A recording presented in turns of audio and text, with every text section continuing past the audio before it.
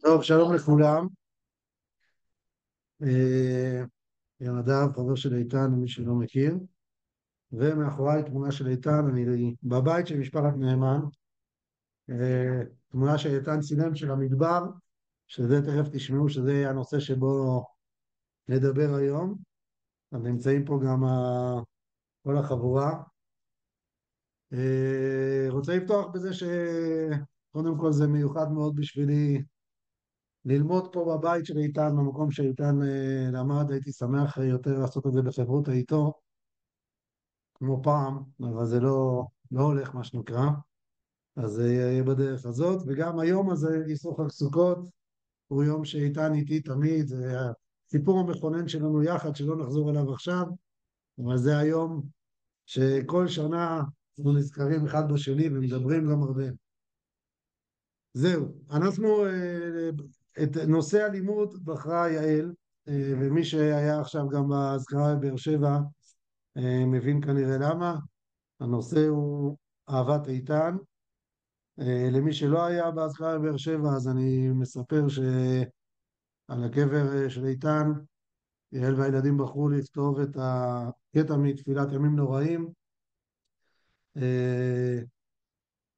עזרו לי, איך זה מתחיל? ואין מליט יושר מול מגיד פשע, תגיד ליעקב דבר חוק ומשפט, ותתקנו במשפט ומלך המשפט. ואחרי זה אנחנו אומרים את המילים, עוד יזכור לנו אהבת איתן אדוננו, ובבן הנעקד יקדיש מדייננו, ובזכות התם תוציא עלינו צדק דיננו, שזה כמובן שלושת האהבות. ובעל התפילה, בעל המחזור, בחר לקרוא לאברהם אבינו בשמו השני, איתן, שזה מבוסס על פסוק בתהילים, ששם איתן האזרחי, זה אברהם אבינו לפי חז"ל. הנושא של אהבת איתן זה בעצם, שאלתי את יעל, למה את מתכוונת כשאת אומרת אהבת איתן? אז היא ישר אמרה לי, אברהם אבינו. אז אברהם אבינו, את אהבת אברהם אבינו אפשר לקחת להרבה מאוד כיוונים. אני חושב שברור שאם אברהם אבינו לא היה האוהב הגדול של הקדוש ברוך הוא, אז הוא לא היה יכול לחולל את הדבר המופלא שנקרא עם ישראל, ולא לעזוב את ארצו ומולדתו וללכת למקום אחר. זה בשביל שזה יקרה חייבת להיות אהבה גמורה ולא תלויה בשום דבר. אבל לי זה היה גדול מדי, האהבה הרחבה הזאת, ולכן אני בחרתי להתמקד באהבה אחת ספציפית של אברהם אבינו, שבחודשים האחרונים העסיקה אותי בהקשרים אישיים שלי, ואני חושב שקשורה מאוד גם לאיתן, ונראה את זה לאט לאט. אז בעצם מה שאני מזמין אותנו לעשות, ואני אומר מראש, הלימוד לא יהיה ארוך, לא להיבהל, אנחנו נצא למסע קצר בעקבות מסעותיו של אברהם אבינו בארץ ישראל, וננסה, אני אנסה לעמוד על אהבתו הגדולה של אברהם אבינו למדבר, וכמובן גם לנסות להבין ממה היא נובעת, ואחרי זה הדברים אולי יתחברו לנו. אני אומר מראש שזה הכל מחשבות שלי, אין לי סימוכין בשום מקום, ובטעות קראו לי רב, אני לא רב, אז אפשר לחלוק עליי וכולי. אז אברהם אבינו סיפורו כידוע מתחיל בלך לך, הוא מגיע לארץ ישראל, ובאופן טבעי ארץ ישראל של אז זה בעצם אזור ההר, אזור מה שאנחנו קוראים היום יהודה ושומרון, ובאופן טבעי אברהם אבינו נכנס מצפון, ולכן הוא הולך, אפשר לקרוא לזה העיר הבירה של ההר אז, הלא היא שכם, בסדר, אלון מורה ושכם. אברהם אבינו מגיע לשם, והקדוש ברוך הוא אומר לו, לזרעך אתן את הארץ הזאת, והוא בונה שם מזבח, וזה הגיוני מאוד. וכמה פסוקים אחרי זה, מי שרוצה להחזיק תנ"ך תוך כדי, אז אני אגיד גם איפה אני נמצא. אנחנו בעיקר נעסוק בשתי הפרשיות של אברהם, לך לך ווירא. אז בפרק י"ב פסוק ט', אחרי שהוא בעצם מגיע לשכם, אז כתוב ויסע אברהם הלוך ונסוע הנגבה. הנגבה, אנחנו יכולים להגיד שזה דרומה, שזה מאוד הגיוני שאברהם נוסע או הולך מאלון מורה דרומה על ציר 60, כי זאת הארץ המובטחת לו. מן הסתם הוא עובר באזור בית אל, וזה ברור, זה מפורש. מן הסתם הוא עובר באזור ירושלים, שהיא עוד כמובן לא ירושלים, חברון. זה הציר המרכזי של ארץ ישראל של אז. אבל אנחנו נראה בהמשך שכנראה כשהוא נוסע הנגבה זה גם לנגב ממש.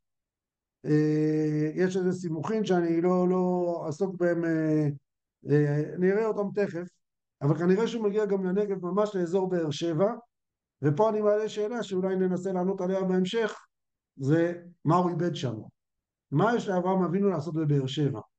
באר שבע היא מדבר, לא יודע אם גרו בה אנשים רבים, ואם כן אז מן הסתם הם לא המובחרים שבארץ, כן, המדבר הוא מאז ומעולם מקום של כל מיני ברחנים שבורחים מכל מיני דברים.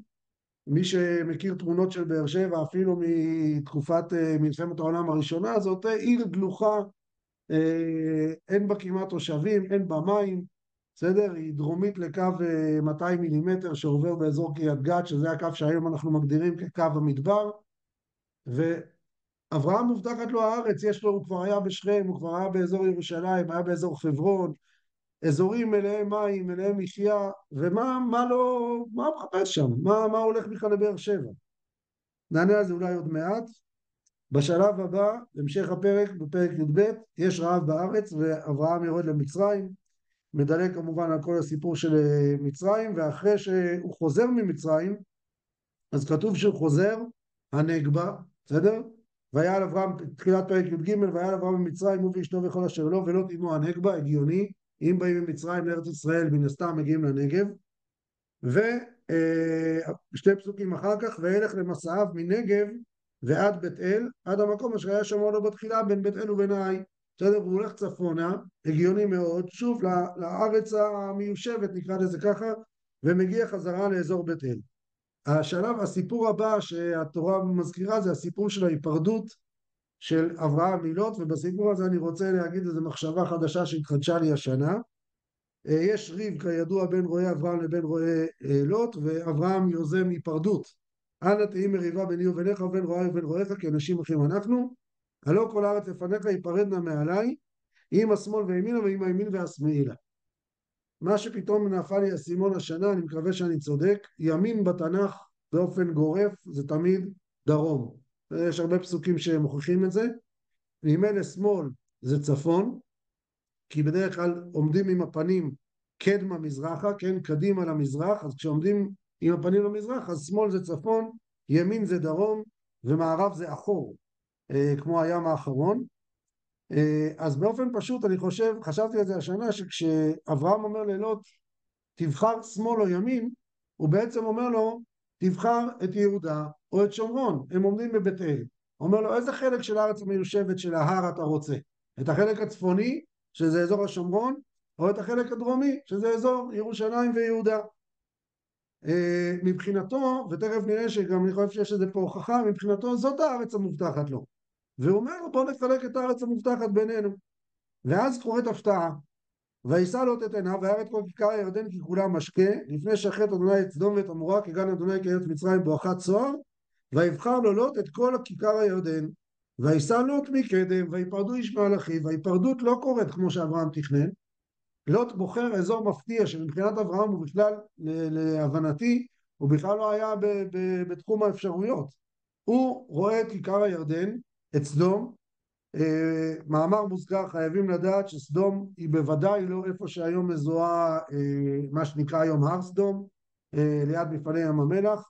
סדום, כמו שמפורש פה בפסוק, היא נמצאת בכיכר הירדן. כיכר הירדן זה השפך של הירדן אל ים המלח. גם כשעומדים בבית אל אין שום צורה לראות את מפעלי ים המלח והר סדום של היום. יש בהחלט אפשרות, אם הולכים לקו המצוק, מה שנקרא מצוק העתקים, בדרום בנימין, קרוב לבית אל, אז בהחלט רואים את כיכר הירדן מלמעלה, ובאמת גם כל הזיהויים מזהים את סדום ועמורה והערים האלה באזור של צפון ים המלח של היום. וזה סוף מאמר מוסגר. אני חוזר לבחירה של לוט. לוט בוחר אזור שמבחינת אברהם הוא לא בסיפור בכלל, והתורה כמובן מיד תגיד את המילים, ואנשי סדום רעים וחטאים להשם מאוד. סדום, לוט בוחר ללכת לשם. מבחינת אברהם זאת בכלל לא הייתה אופציה, ויש פה היפרדות שבעצם מבחינת אברהם אני חושב שלוט מוותר על ארץ כנען. יש פה באמצע עוד פסוק, לפני הפסוק אנשי סדום רעים וחטאים, יש פה פסוק אומר, אברהם ישב בארץ כנען, ולוט ישב בערי הכיכר ויעל את סדום. זאת אומרת, אברהם הוא נשאר עם ארץ כנען. כל ארץ כנען, בתפיסה שלו, שזה גם דרום וגם צפון, גם יהודה וגם שומרון, כל אזור ההר, זה ארץ כנען שהובטחה לו מבחינתו, והוא נשאר איתה, ולוט הולך מזרחה, ואנשי סדום רעים וחטאים להשם מאוד, ומבחינת אברהם יש פה איזו היפרדות, הם לא חלק מהסיפור אנשי סדום. ואז בא הפסוק הבא, והשם אמר אל אברהם אחרי יפרד לוט מאמו, שנא עיניך וראה מן המקום אשר אתה שם, צפונה ונגבה וקדמה וימה. אני חושב שפה יש הפתעה, אנחנו כולנו מכירים את הפסוק הזה, אבל פתאום נפל לי האסימון שהוא אומר לו, אתה דיברת רק על צפונה ונגבה, דיברת רק על אזור ההר, האזור המיושב. טעות, שא עיניך גם קדמה וימה לאזורים שלא תכננת להתייחס אליהם, אזורים שמבחינתך אנשים שם הם רעים וחטאים להשם מאוד, כביכול אין לך מגע איתם, אין לך אחריות אליהם, אין לך מה לחפש שם, אז טעות, שא עיניך גם קדמה, גם לאזור סדום, וגם ימה, שזה ארץ הפלישתים אז, כי את כל הארץ אשר אתה רואה לך אתננה, ולזרעך עד עולם, לא רק את מה שדמיינת וכבר הלכת בדרך למצרים ובחזור ממצרים, את כביש 60 רכס ההר, אלא גם קדמה וימה זה באחריותך. בהמשך, כמו שכולנו מכירים, אברהם גם יקרא אב המון גויים, וכאן אני מגיע רגע אני רוצה לעשות את ההקשרים בין הפיזי לרוחני, כמו שאני מבין אותו. אז בעצם אברהם כבר עוד לפני שהוא מגיע לארץ ישראל, הוא מגייר אנשים, כמו שחז"ל אומרים, זאת אומרת, הוא מנסה להודיע שם השם בעולם. אבל אני חושב שעד השלב הזה, היו לו גבולות, זאת אומרת, הוא אמר, אוקיי, אנשים שהם יחסית נורמליים, אנשים מיושבים, אותם אני אנסה ללמד אותם את שם השם, אנשים שהם בקצוות, במדבריות, בסדום, רעים וחטאים להשם מאוד, אותם אני עוזב, אני לא אחראי עכשיו על כל העולם. בא הקדוש ברוך הוא ואומר לו, לא, גם קדמה, גם ימה, ועוד מעט אני גם אוסיף לך שם ויקרא לך אב המון גויים, ואני בעצם אלמד אותך את השיעור שאתה אברהם אבינו, או אנחנו עם ישראל, אחראים על כולם, גם על אלה שבקצוות הכי רחוקים, גם על אלה שהם כרגע רעים וחטאים להשם מאוד, גם על האזורים הפיזיים שהם מדבריות, שהם לא ראויים לחיים כרגע, דווקא שם אנחנו ניבחן, דווקא שם אנחנו צריכים בעצם שהאור או הבשורה שעם ישראל מביא לעולם, שם השם שעם ישראל מגלה בעולם, צריך להתגלות דווקא שם כדי שהמהלך יהיה שלם. וזה גם כך, אני קורא את הפסוק, שני פסוקים אחר כך, קום מתהלך בארץ לאורכה ולרוחבה כי לך אתננה, שוב פסוק שכולנו מכירים, מפורסם מאוד, אבל אני חושב שיש פה שוב את אותו חידוש. הוא אומר לו, אתה הלכת את הארץ רק לאורכה, הלכת את כביש 60, זה הכביש ציר האורך של הארץ, לך גם לרוחבה, לך גם מזרחה ומערבה, יש שם אנשים רעים וחטאים, יש שם מדבר קשוח, מדבר יהודה, מה שהיום אנחנו קוראים, שהוא צמוד לירושלים, אבל הוא כאילו אזור שאין בו חיים, אי אפשר לגדל בו כלום, בטח לא בים המוות, אי אפשר לגדל שם שום דבר חוץ מבערי הכיכר של סדום ואולי בעין גדי. כך אחריות גם על התחומים האלה. מה שמפתיע זה שמהרגע הזה המקום שתופס הכי הרבה נפח בסיפורי אברהם אבינו זה סדום. מפרק י"ד והלאה, בעצם כל הזמן אברהם אבינו סובב סביב סדום. פרק י"ד זה הסיפור של מלחמת 4 ו5, שהם לוקחים את לוט בשבי, ואברהם יוצא כביכול רק בשביל לחלץ אותו, והוא באמת מחלץ אותו, אבל בסוף החילוץ אנחנו פוגשים פה שהסיפור היה יותר גדול מסדום. אני קורא בפרק י"ד בפסוק י"ז, כשאברהם אבינו חוזר וגם את לוט אחיו ורכושו השיב, וגם את הנשים ואת העם, זאת אומרת מסתבר שהוא מציל מאותם 4 המלכים גם את אנשי סדום, וזו לכאורה, למה? הייתה פה הזדמנות מצוינת, לקחו אותם, את הרעים והחטאים האלה מפה, העיפו אותם לדמשק, ניקחו לך את הארץ שלך מהאנשים הכי גרועים, מה אתה מחזיר אותם? השתגעת? תחזיר רק את לוט, ותחזור ויהיה לך פה גם ערים מצוינות לשבת בהם, וגם נקיות מרשע של האנשים. אז לא, אברהם מחזיר אותם חזרה, כי הוא למד בפרק הקודם את השיעור, שהוא צריך לקחת אחריות על כולם, גם על קדמה, גם על הרעים והחטאים, ומלך סדום יוצא לקראתו, ומלך סדום עוד לא מבין את זה, נכון? מה מציע לו מלך סדום?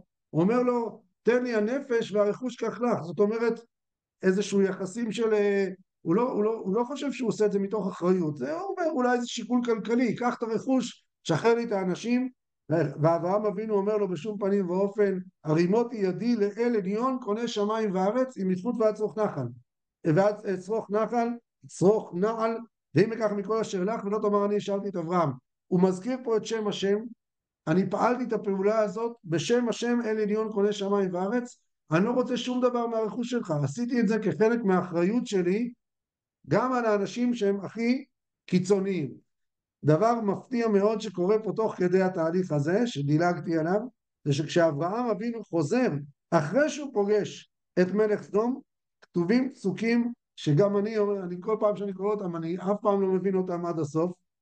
ומלכי צדק מלך שלם מוציא לחם ויין והוא כהן לאל עליון ויברכהו ויאמר ברוך אברהם לאל עליון וכן הלאה. הפגישה הראשונה שלנו בתנ"ך עם ירושלים קורית כאן. בתוך האירוע שאברהם מציל את אנשי סדום, בתוך האירוע שמלך סדום יוצא לקראתו, פתאום מופיע שם מלך שלם, שחז"ל קושרים אותו לשם בנוח, כל מיני, אבל נעזוב את זה, ואנחנו אבל רואים כאן הוא כהן לאל עליון, יש פה איזשהו ירושלים, כהן לאל עליון, והוא מברך את אברהם ואומר לו, ברוך אברהם לאל עליון קונה שמיים וארץ. במילים אחרות אני רוצה לקרוא את זה, הבנת את השיעור שאמרתי לך בפרק הקודם, ברוך אתה לאל עליון שיצאת בעצם לטפל באנשי סדום בקיצונים שבקיצונים של העולם ולא ויתרת עליהם אלא לקחת אחריות גם עליהם מתוך הבנה שגם הם חלק מהסיפור. אני רוצה לקצר כדי לא להאריך מדי, אבל אם אחרי זה אנחנו ממשיכים לעקוב אחרי אברהם אבינו בהתנהלות שלו משם והלאה, אז יש לנו אחרי זה בפרק ט"ו את הסיפור של ברית בין הבתרים, בפרק ט"ז יש לנו את המפגש עם אגר, שבעצם הפעם הראשונה שאברהם מגרש אותה, ואחר כך את סיפור העקדה, וכתוב לנו שוב בסוף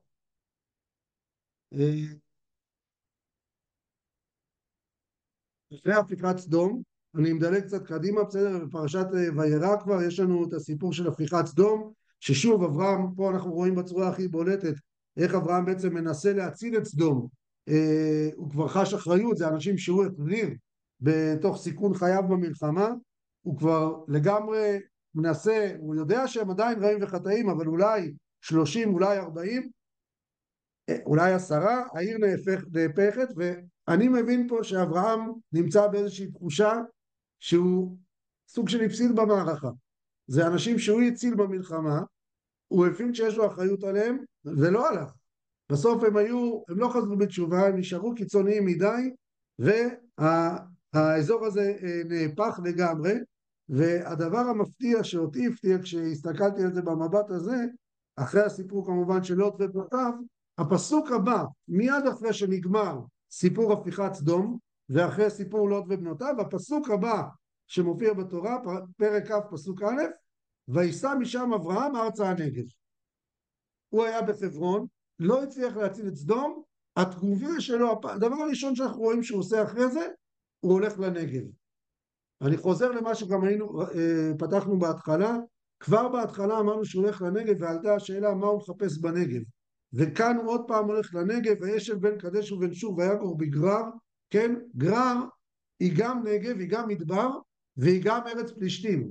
זאת אומרת, את קדמה הוא לא הצליח להציל, הוא הולך עכשיו ימה לארץ פלישתים, ולא סתם ימה אלא דרום מערב, גם מדבר וגם ארץ שהוא בהתחלה לא התייחס אליה כארץ כנען. ומכאן כל הזמן אברהם ינוע, אני לא רוצה לקרוא את כל הפסוקים, אבל גם על פי חז"ל וגם מפורש פה בתורה, שמהרגע הזה אברהם הוא בסוג של פינג פונג בין אזור באר שבע לבין חברון. יש כמה פעמים שהוא עושה את המהלכים האלה הלוך וחזור, לפי רש"י בפרק כ"א, בפסוק ל"ד, רש"י שם עושה את הסדר על פי חז"ל, והוא אומר שאברהם גר בחברון 25 שנים, ושם קרה הסיפור של הפיכת סדום, אחר כך הוא גר בגרר 26 שנים, וחזר חזרה לחברון, ובפרשה הבאה, פרשת חיי שרה, ותמת שרה בקריית ארבע היא חברון בארץ כנען, היא כבר הולכת לעולמה בחברון, וכנראה משם גם אברהם יוצא לעקדה. אז מה קורה כאן? רק נגיד במאמר מוסגר, אני יושב פה מול החלון של משפחת נאמן, עובר פה כביש 60, כל מי שהולך מבאר שבע לחברון, או ההפך, הוא הולך בציר 60, שזה הציר שנשקף מחלון בית משפחת נאמן. ומי שמכיר את הכביש הזה, יודע שהכביש עובר מהאזור המיושב מאוד בחברון, שהוא רווי במים. חברון היא סדר גודל של 800 מילימטר גשם בשנה, אזור מאוד מאוד מאוד גשום, וככל שאתה מדרים, אתה הולך לספר המדבר, ובאר שבע כבר מדבר גמור, ואברהם נע בין שני הכתבים האלה הלוך וחזור. ואני חושב שאפשר לראות כאן איזושהי הבנה של אברהם אבינו, שניסח אותה לימים דוד בן גוריון, באמירה המפורסמת שלו, בנגב ייבחן עם ישראל. זאת אומרת, אברהם אבינו מבין שאם הוא יהיה עם מדהים, יקים עם מדהים, שבעצם תופס לו איזה אזור מיושב, אזור נוח, אזור חקלאי, ומגלה בו שם השם, זה דבר נחמד וחשוב מאוד, אבל זה לא יוכל להיות מלוא הבשורה השלמה שהקדוש ברוך הוא מצפה מאיתנו להביא לעולם. הבשורה שלנו תהיה שלמה רק כשהמדבר הרוחני והפיזי יופרה על ידי שם השם שיגיע ויתגלה בכל המקומות. אם זה ברמה האנושית אצל אנשים בקצה שהם רעים וחטאים בסדום, ואם זה לא הצליח כי שם זה היה מדי קיצוני, אז אנשי המדבר האחרים בבאר שבע שהם מן הסתם גם לא פסגת האנושות, וגם במובן הפיזי של להקים חקלאות במדבר. ואנחנו רואים שהדבר הזה נמשך גם אצל יצחק, והוא יושב, כשרבקה מגיעה, אז כתוב בתורה, והוא יושב בארץ הנגב. יצחק לומד את השיעור, גם הוא בוחר לגור במדבר, למרות שכל הארץ לפניו, הוא יכול לגור באזור הרבה יותר נוח. והם קוראים בארות, והם איכשהו זורים ומוצאים מי השערים. זה חקלאות ראשונה בנגב, כנראה בהיסטוריה. יש פה איזו הבנה שהחיות הרוחנית והפיזית שעם ישראל צריך לגלות בעולם, היא תתגלה דווקא במקומות הקשוחים יותר, שזה מתגלה בנגב. אני רוצה מכאן להגיד שבעת החדשה, השיעור הזה הוא אולי בלי שהבינו, חלק מהאנשים, חלק ודאי כן הבינו, אבל אנחנו ממש רואים איך עם ישראל בעת החדשה עושה את אותו מאמץ ממש. מי שמכיר את סיפורו של יואל משה סלומון, שהוא אבי היישוב החקלאי בארץ ישראל, למי שלא ידע, אז הוא מקים חבורה שנקראת חברת יישוב ארץ ישראל, והם כתלמידי הגר"א, הם מחפשים רמזים בפסוקים בתורה, איך לקדם את הגאולה, והם מבינים, גם הגר"א מדבר על זה בהרבה מאוד מקומות, שזה יהיה על ידי חידוש החקלאות בארץ ישראל, אבל הם לא הולכים למקומות הפשוטים, והם מחליטים לחדש חקלאות בארץ ישראל, דווקא ביריחו, על בסיס פסוק בהושע, ונתתי את עמק החור לפתח תקווה. עמק החור מזוהה כמובן באזור העי, כמו שכתוב ביהושע פרק ח', והם מנסים לקנות אדמה ביריחו ולהפוך אותה דווקא במקום הזה, יריחו שהוא אזור קשה מאוד חקלאית, נכון שיש שם את מי ואדי קלט, אבל עדיין זה אזור הכי קרוב לסדום, נקרא לזה ככה, ושם הם מנסים לקנות אדמה. כשהם לא מצליחים, הם מקימים את פתח תקווה במקומה הנוכחי, אבל זה כי הם לא הצליחו. הניסיון הראשון היה לשם, ואם אני קופץ עוד כמה שנים קדימה, עוד לפני הקמת המדינה שלנו, יש התיישבות יהודית ראשונה בצפון ים המלח, קליה. מקימים שם גם את מפעל האשלג, אבל מקימים שם את קיבוץ בית הערבה, ואנשים שמקימים את קליה ראשי תיבות, קם לתחייה ים המוות, והם מחליטים שהמשימה שלהם היא להצליח לגדל גידולים חקלאיים באדמת ים המלח. ומי שמכיר את הסיפור, הם שוטפים את האדמה 4 ו5 ו6 פעמים עד שמנקים אותה מכל המלח, ומצליחים, בניגוד למה שאמרו כל גדולי החקלאים בעולם, מצליחים לעשות חקלאות, לגדל עגבניות באדמת צפון ים המלח.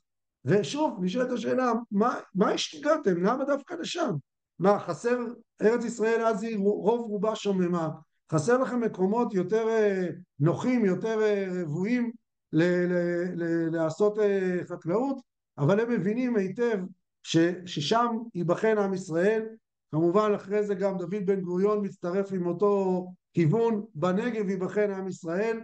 עם ישראל רוצה להביא את בשורתו לא רק במקומות הקלים יותר, הנוחים יותר, אלא דווקא במדבר. הבשורה הרוחנית והבשורה הפיזית שהן באות ביחד בחוברת.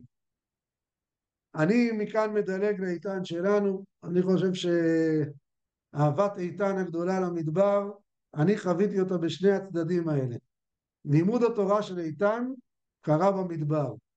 דימונה שסיסמתה, סיסמת הישיבה, השם השם יתברך כעדן וערבתה כגן השם, כן, שנדבר על אותו דבר, הגאולה תבוא על ידי זה